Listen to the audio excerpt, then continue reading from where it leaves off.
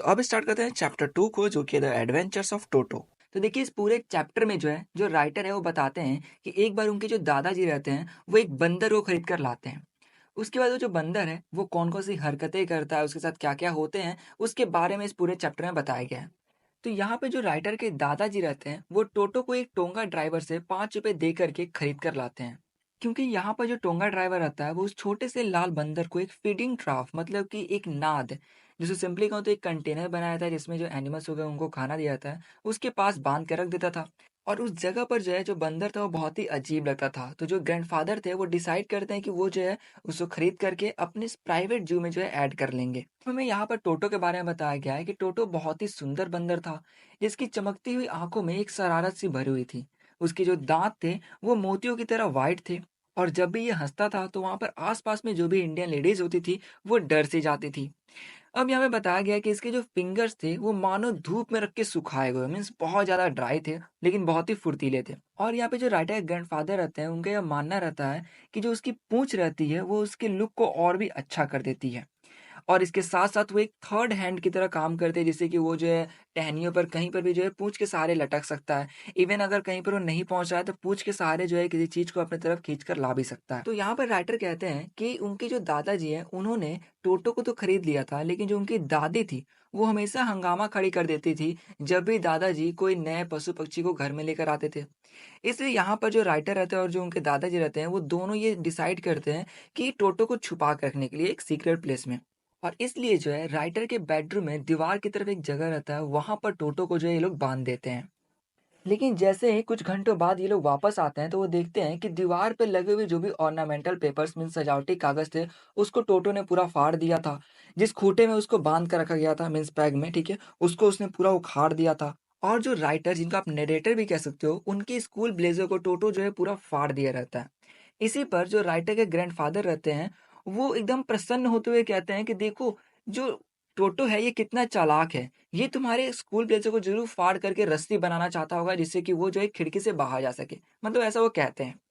लेकिन इस चीज़ को देखते हुए जो है टोटो को जो है ट्रांसफ़र कर दिया जाता है जो सर्वेंट है उनके क्वार्टर में, जहाँ पर एक बड़े से केज में जो है टोटो को रखा जाता है। और वहीं पे जो ग्रैंडफ़ादर थे उनके जो दूसरे पालतू जानवर थे उनको भी वहाँ पर रखा गया था। जैसे कि वहाँ पर जो है पेयर्स ऑफ रैबिट मीन्स कुछ जोड़े रखे हुए थे, स्क्विरल थे, पेट गोट और टोरटॉइस। और टोटो वहाँ पर जाने के बाद किसी भी जानवर को रात भर सोने नहीं देता है। और अगले दिन जो राइटर के दादाजी रहते हैं उनको देहरादून से सहारनपुर जाना रहता है अपना पेंशन कलेक्ट करने के लिए। इससे वो डिसाइड करते हैं कि वो जो है टोटो को भी अपने साथ ले जाएंगे। यहाँ पर राइटर भी जाना चाहते थे, लेकिन जो उनके दादाजी है वो कहते हैं कि अगली बार से जो है मैं तुमको भी ले चलूंगा। ठीक है, तो ये मान जाते हैं और रुक जाते हैं। अब यहाँ पर जो टोटो रहता है उसको एक बैग में जो है, ठीक है, उसको कैरी किया जाता है, उसमें रख दिया जाता है। बैग इतना मजबूत रहता है कि टोटो उसके अंदर रह करके बैग को जो है फाड़ना चाह रहा होता है उसे बाहर निकलने के लिए, लेकिन नहीं निकल पाता है। इसके साथ जो है वो जैसे जैसे नहीं होता है ट्राई कर रहा होता है, तो बैग जैसे ही रखा रहता है फ्लोर पे तो वो जो एकदम मानो उसमें से कूदने का नहीं होता है, जंप करने लग जाता है। तो आसपास के लोग भी देखते हैं कि आखिर इसमें क्या रखा गया है कि जो इतना हलचल हो रहा है बैग में। ठीक है, तो इस तरीके से टोटो बहुत ज़्यादा कोशिश तो करता है बट वो बैग से बाहर नहीं आ पाता है। और टोटो सहारनपुर पहुंचने तक जो है बैग में ही रहता है। और जैसे ही राइटर के दादाजी जो है सहारनपुर पहुंचने के बाद बाहर जा ही रहे होते हैं, तो जैसे ही वो गेट के पास पहुंचते थे टिकट कलेक्टर दिखता है और उसी वक्त जो है जो टोटो रहता है वो अपने मुंह बाहर निकाल लेता है। अब टिकट कलेक्टर जैसे ही टोटो को देखते हैं तो टोटो जो है स्माइल करता है, वो उसको देख करके डर के पीछे हो जाते हैं। अब यहाँ पर वो आगे आकर बोलते हैं टिकट कलेक्टर कि देखिए आपके पास जो है एक डॉग है और इसके लिए जो है आपको 3 रुपए जो है पे करने पड़ेंगे। तो यहाँ पर जो दादाजी रहते हैं वो जो टोटो है उसको बैग से बाहर निकाल कर दिखाते हैं, बोलते हैं कि देखिए ये डॉग नहीं है। लेकिन जो टिकट कलेक्टर रहते हैं वो सुनते नहीं है कुछ भी और बोलते हैं कि नहीं, आपको पे करना ही पड़ेगा।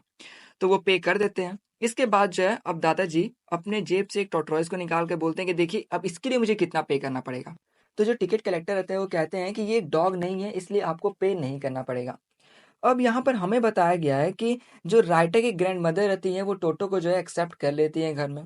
तो यहाँ पर टोटो जो रहता है उसको रख दिया जाता है एक स्टेबल में, ठीक है, मीन्स वहां पर रहने के लिए ताकि वो एकदम आराम से रह सके। उसी स्टेबल में जो फीमेल डोंकी जिसका नाम था नाना वो रहती थी। तो वहां पर जो है रख दिया गया टोटो को भी, लेकिन टोटो क्या करता है कि उस डोंकी को परेशान करना शुरू कर दिया। और फिर कुछ देर बाद जब राइटर के दादा और दादी जो है वापस आते हैं देखने के लिए कि टोटो वहां पर सही से है कि नहीं, तो वो देखते हैं नाना को, जो कि अपने गर्दन को जो है बहुत दूर खींचना चाह रही थी, मतलब कि अपने सिर को जो है एक घास के ढेर से जो है दूर रखना चाह रही थी। तभी जो दादाजी रहते हैं वो नाना को जो है मारते हैं उसके बैक साइड पे।